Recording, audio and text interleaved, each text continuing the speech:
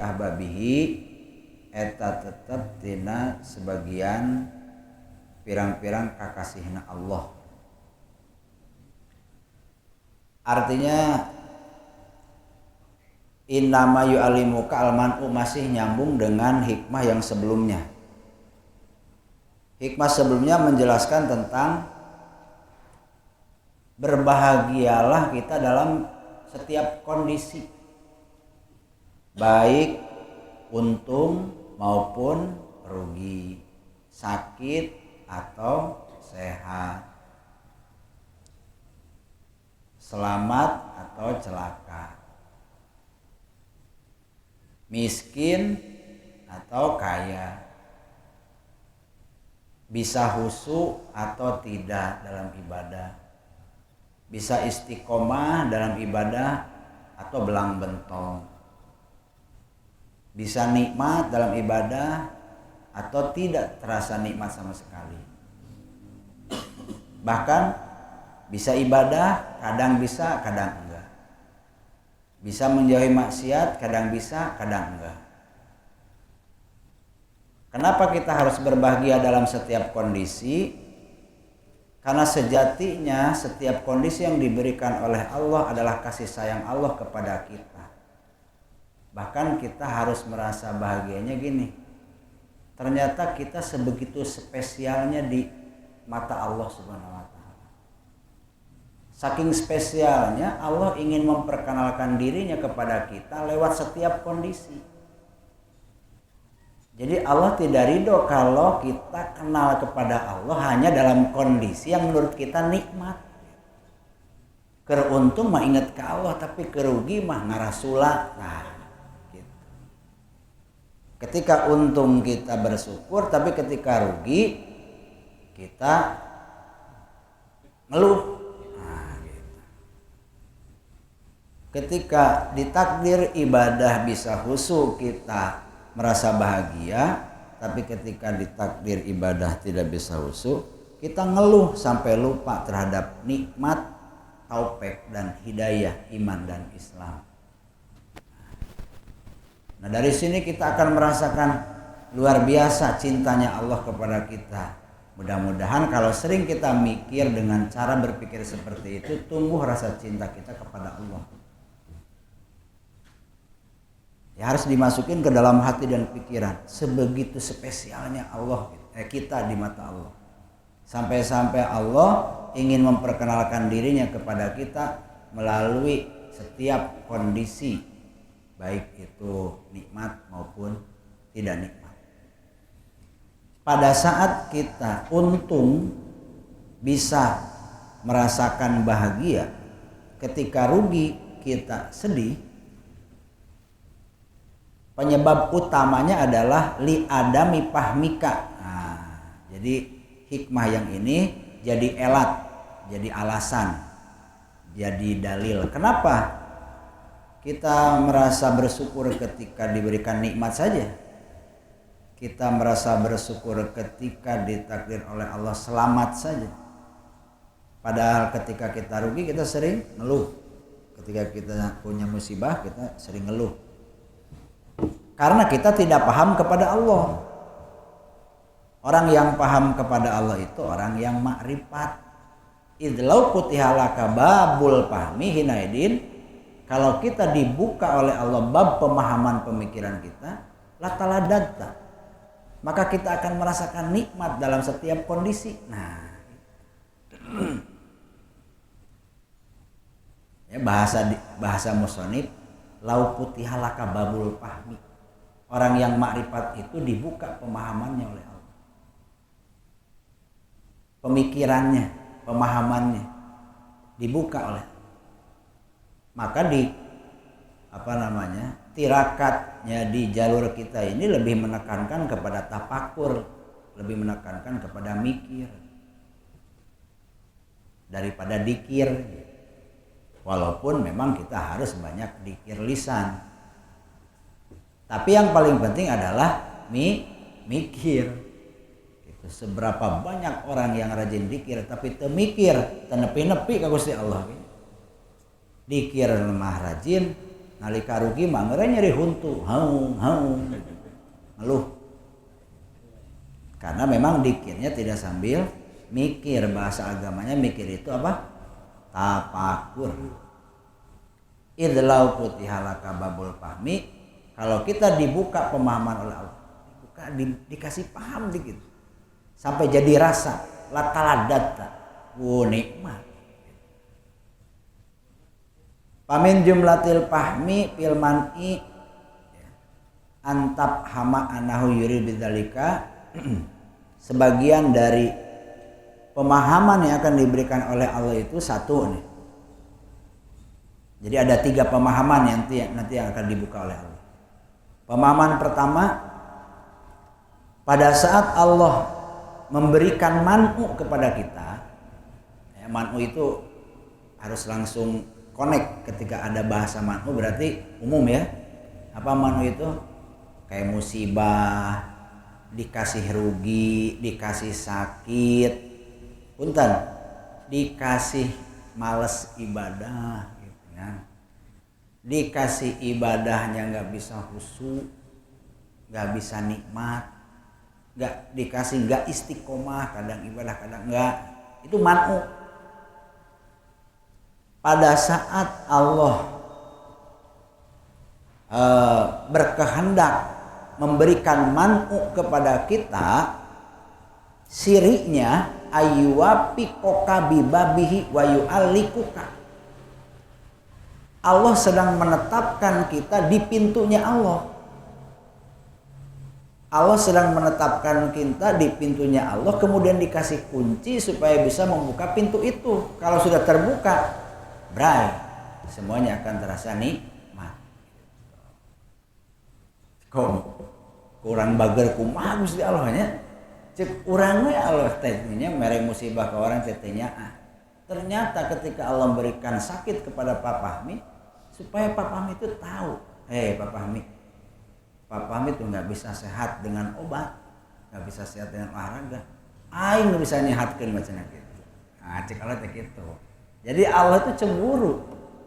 Allah tidak ridho kalau Pak Fahmi ingat ke Allah dalam keadaan sehat saja. Pada saat sakit tidak ingat ke Allah. Allah ingin dikenal dalam setiap kondisi, karena memang semua yang terjadi di dunia ini terhadap diri kita atau orang lain tidak terlepas dari qudrat iradat Gusti Allah. Analoginya gini lah, Pak Aris misalnya. Pak Aris analoginya gini, Pak Aris diberikan sesuatu oleh Pak Presiden, misalnya diberikan apalah ya, yang sekiranya tidak senang lah ketika kita menerimanya. Tapi Prabowo ini memberikan sesuatu yang tidak disenangi oleh Pak Aris, tujuannya supaya Pak Aris itu kenal dengan Prabowo gitu. Seberapa spesialnya Pak Aris di mata Prabowo sampai dia ingin bahwa Pak Aris itu kenal kepada Prabowo. Kan spesial berarti Pak Aris. Benar nggak?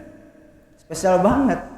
Dari sekian banyak masyarakat atau rakyat Indonesia, hanya Pak Aris yang ingin mengenali Prabowo menurut Prabowo gitu.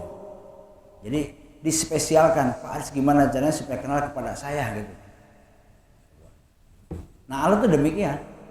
Ketika kita diberikan ujian, ketika kita diberikan nikmat, hakikatnya Allah ingin memperkenalkan dirinya dalam setiap kondisi. Nah, karena Allah kan punya sifat jalal, punya sifat jamal. Sifat jamal diperlihatkan oleh Allah kepada kita lewat kebaikan-kebaikan, lewat nikmat-nikmat, sehat, untung, ibadah, soleh, jamal tuh. Sifat jalal berhubungan dengan kohar, sifat maksanya Allah. Kita nggak pengen sakit dipaksa oleh Allah sakit, kita nggak pengen rugi dipaksa oleh Allah rugi, kita tidak ingin maksiat dipaksa oleh Allah dalam tanda kutip untuk melakukan, dalam tanda kutip Kita ingin banyak ibadah, dipaksa oleh Allah, susah untuk banyak ibadah dengan berbagai macam kesibukan. Nah, itu sifat jalalnya Allah. Kenali Allah dengan sifat jamal dan jalalnya Allah. Harus seimbang, balance.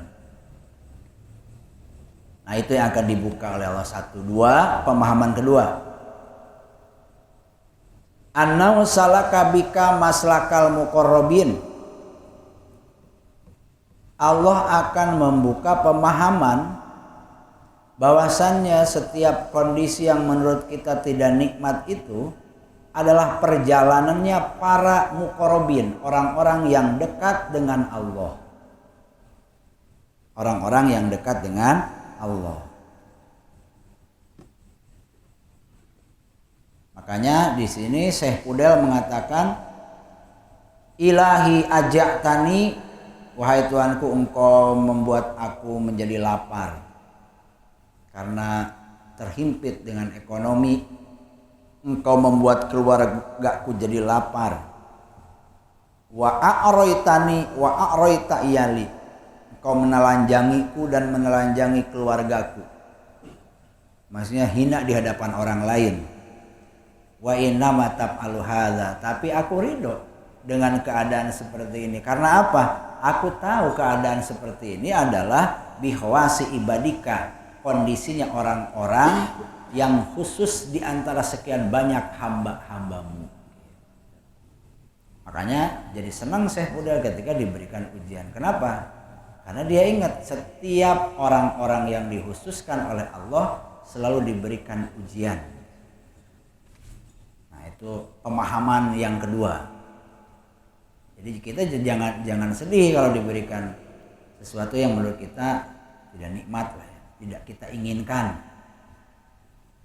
Karena hakikatnya kita ini sedang dijadikan orang khusus oleh Allah. Dengan keadaan seperti itu akan menjadi khusus keadaan itu kalau kitanya mikir. Kalau nggak mikir malah jadi malapetaka kan gitu. 3, pemahaman ketiga.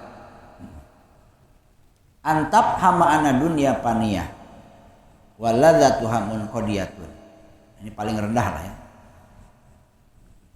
Berhubungan dengan dunia, kita akan diberikan pemahaman dunia itu sementara. Banyak atau sedikit dunia paniyah pasti akan hilang, akan habis. Kenikmatannya pun tidak akan selamanya. Kita makan makanan enak, rasa enaknya itu hanya sebatas di mana? Di lidah. Sok geus asup beuteung mah, da nyeri beuteung kumaha ngadar nu lada mah nya. Moncrot ka ditu. Komo geus keluar tina palawangan tukang mah bau pan papaminya. Jadi nikmatnya dunia itu kalau makanan, minuman hanya sebatas di lidah, masuk ke perut ya sudah hilang kenikmatannya. Keluar dari lubang belakang apalagi jadi jijik. Itulah dunia. Nah, jadi pemahaman itu akan dibuka. Ada di fase mana kita? Ada di fase ketiga, 2, apa 1? Itu harus kita teliti setiap hari. Nah, kalau ada peningkatan, bersyukur kepada Allah. Mungkin barokahnya dari kita berpikir, dari kita zikir, dari kita ngaji. Nah, jadi 3 pemahaman. Saya ulangi. 1, nanti akan dibuka oleh Allah bahwasannya ketika kita diuji dengan man'u, kita sadar betul bahwa Allah sedang menempatkan kita di depan pintunya Allah Subhanahu wa taala dan memberikan kunci supaya kita bisa membuka itu. Akhirnya kita kenal kepada Allah. Kedua, Allah sedang memberikan kepada kita perjalanan menjadi ahli muqarrabin, orang yang dekat kepada Allah. 3, Allah akan memberikan pemahaman bahwa dunia ini sementara, dunia ini akan habis, akan hilang pada akhirnya, sehingga kita tidak mementingkan dunia tapi mementingkan akhirat. Maka para wali, para arifin, orang-orang yang makrifat, mereka itu tidak akan terganggu, terprovokasi dengan keadaan sekitar. Orang menghina ya biasa saja, orang muji biasa saja. Untung ya biasa, rugi biasa saja. Kondisi yang apapun yang terjadi tidak mempengaruhi pemikiran dan hatinya kalau yang sudah makrifat kepada Allah Subhanahu wa taala. Sehingga kalau kita kemarin di YouTube lihat ya, Gus Bahat. Ada kalimat gini kan, dia diundang kemana? Ke UII, Universitas Islam Indonesia kan, itu miliknya Pak Quraish Shihab kalau nggak salah ya. Jadi ada kalau saya garis bawahnya gini, saya mau datang ke sini bukan keinginan saya, tapi keinginan Allah. Saya tidak pernah milih-milih teman, karena menurut beliau kan gini, kita nggak boleh berteman dengan orang kaya, nanti kita jadi hubun dunia. Tapi kan nggak menutup kemungkinan berteman dengan orang miskin, hubun dunia enggak, tapi kita menghina orang miskin, sama-sama dosa. Kita nggak mau gaul dengan orang yang cantik, takut tergoda. Tapi kalau kita bergaul dengan orang yang jelek, dosanya kita menghina orang jelek. Akhirnya menurut beliau tidak ada pilihan buat kita. Ketika kita misalnya bergaul dengan para pejabat, orang kaya, orang-orang yang banyak maksiat, kalau bukan keinginan kita tapi keinginan Allah, kalau bahasa beliau agak berontak, yang tanggung jawab Allah bukan kita gitu. Kan nyambung dengan ini. Ya, artinya gini, Pak. Kita pengennya banyak ibadah. Ya. Keinginannya kuat banyak ibadah, ikhtiarnya dikuatkan, fasilitasnya dikuatkan. Tapi kalau Allah nggak ingin kita banyak ibadah, berarti Allah yang tanggung jawab kalau kata Gus Pak begitu. Paham nggak sih Pak? Paham ya. Atau kalau itu terlalu jauh. Kita ingin kaya, enggak. Kita nggak ingin kaya, tapi Allah memaksa kita kaya. Ya sudah kita terima. Nah, kalau kaya karena keinginan Allah, aman, maslahat. Kita nggak mau miskin, tapi Allah menakdirkan kita miskin, maslahat kemiskinannya pasti. Emang ada miskin maslahat? Ada. Ya ada, benar, ya kan? Mana kemiskinan jadi maslahat? Ya karena nggak punya uang kan, nggak, jarang maksiat. Mau beli arak juga nggak kebeli, mau beli perempuan juga kebeli, nggak punya uang. Fasilitasnya dipersempit oleh Allah dengan kemiskinan kan. Nah itu yang harus kita garis bawahi. Oh iya, kondisi dan setiap kondisi itu bagus semuanya. Kita ada di kondisi mana yang menurut syariat bagus atau tidak bagus, kalau dipaksa oleh Allah dalam kondisi keduanya, maka semuanya jadi aman. Terus coba perhatikan. Saya lihat ke YouTube-nya itu ada ibu-ibu nanya, saya tuh punya anak pengen hafal Quran, tapi kok susah banget ya, suruh ngapalin Quran susah, di sekolahnya juga susah. Kan Kak, jawaban beliau sederhana, jangan terlalu menuntut anak, karena kalau nanti terbalik anak nuntut orang tua, jadi repot orang tuanya. Itu artinya gini, ya sudah, karena memang itu bagian anak kita. Yang penting kita sudah ikhtiar. Kita tidak bisa memaksakan keinginan kita, anak kita harus seperti ini. Dibalikin lagi ke Allah, kondisinya semua jadi baik kan. Terus ada lagi yang nanya gini, ada seorang ulama, kiai, Gus, Ustadz katanya, di pertengahan 2025 bahasanya itu sangat kasar, mengatakan kiai yang ada di Makassar monyet lah, goblok lah kan.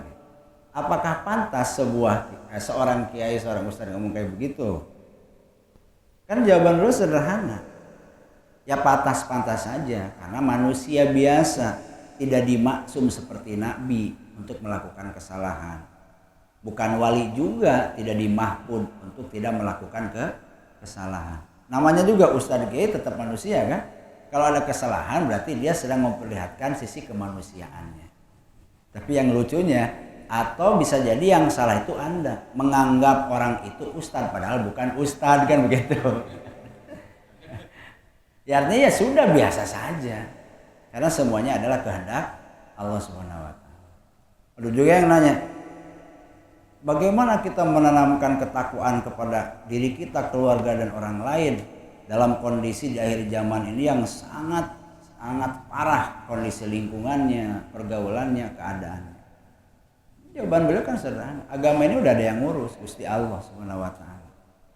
Jadi kita tidak perlu bingung bagaimana menanamkan ketakwaan kepada orang lain, keluarga kita.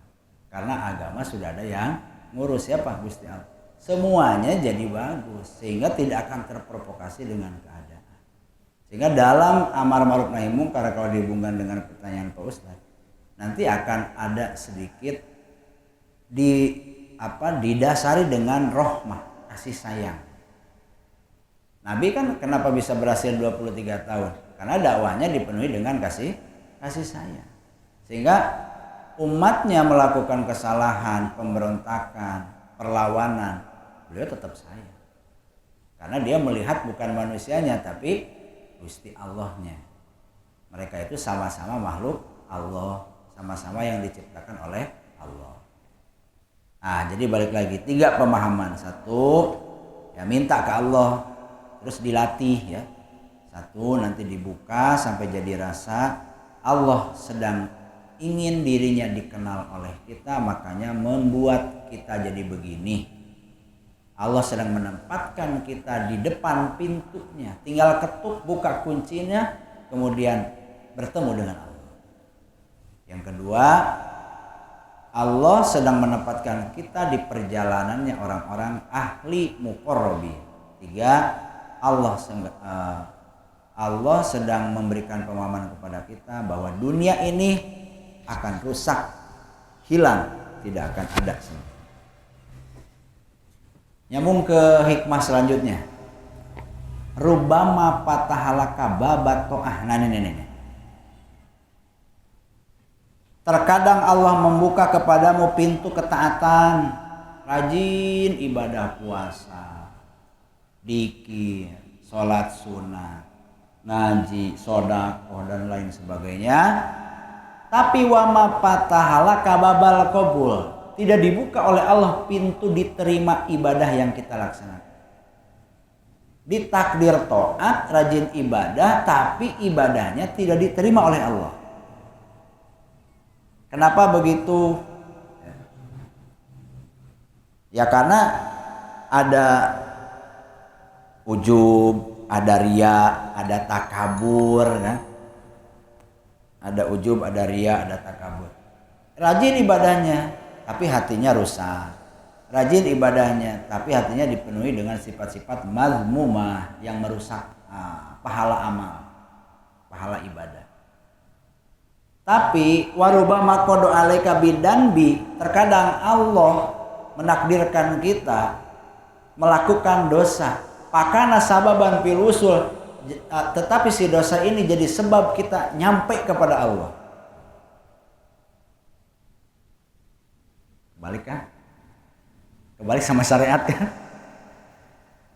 Terkadang Allah menakdirkan taat, tapi ketaatan kita tidak diterima, malah jadi wasilah masuk neraka.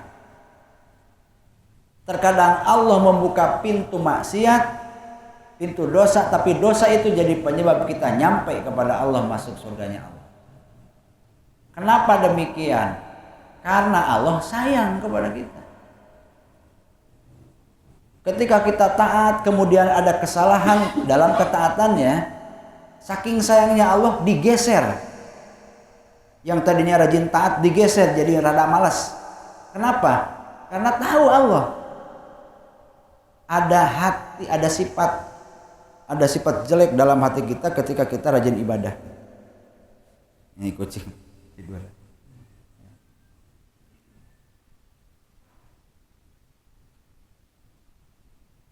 Pak Jem misalnya rajin ibadah puasa gitu setahun gitu ya. Rajin ibadah dalam setahun. Pada saat rajin ibadah, lihat temannya Mbah Kanar misalnya nggak pernah mau puasa gitu misalnya, nggak pernah mau puasa. Di sini dijelaskan nggak pernah mau puasa. Ada perasaan begini, ini orang kok udah tua nggak rajin ibadah, mau ngapain coba? Udah bau tangan, gitu kan? Udah tua, kok nggak mau ibadah, nggak rajin ibadah? Lihat dong saya, gitu kata Pak Jen. Lihat dong saya, masih muda, masih kuat, masih ganteng, rajin ibadah. Ini mah orang tua udah bau tanah, tua, malas ibadah. Apa yang mau dicari kan? Nah, perasaan-perasaan itu yang tidak diinginkan oleh Allah. Maka kalau Allah sayang, ditarik nih Pak Jen, set, jadi malas ibadah. Ketika malas, Pak Jen karena biasa rajin ibadah, kemudian malas. Dalam hatinya ada yang kurang. Kenapa saya jadi begini ya Allah? Kan gitu. Kenapa saya jadi begini ya Allah? Jangan-jangan Allah murka kepada saya. Di sana Pak Jem akan merasa hina. Saya ini orang hina karena saya malas ibadah.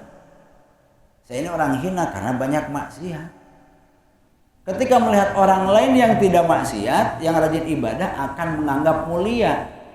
Orang ini mah hebat, Bahkan mah hebat, jarang maksiat, ibadahnya jarang, gak ada maksiatnya jarang kan gitu.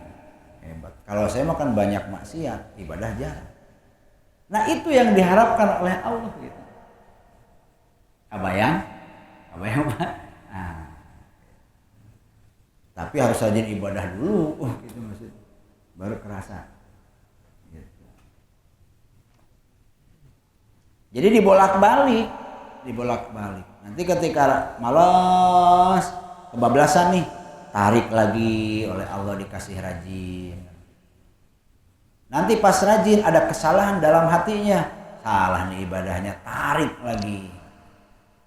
Udah mulai sombong nih, tarik ke dalam jurang kemaksiatan. Set. Ketika dia maksiat, merasa dirinya hina, hilanglah merasa mulia di hadapan orang lain. Itulah yang diharapkan oleh Allah. Tapi orang kalau terus-terus merasa dirinya hina, bahaya juga, nantinya putus asa. Maka dibalikin lagi, rajin ibadah. Paham ya? Nah, tapi jangan menganggap bahwa ketika kita maksiat itu adalah sebuah hal yang benar. Jangan begitu. Ya, jangan juga. Kembali ditakdirkan ku Allah, iya. Nyantai be, nggak begitu juga. Artinya gini, harus ada kondisi. Oh, dulu tuh rajin, kenapa saya jadi begini?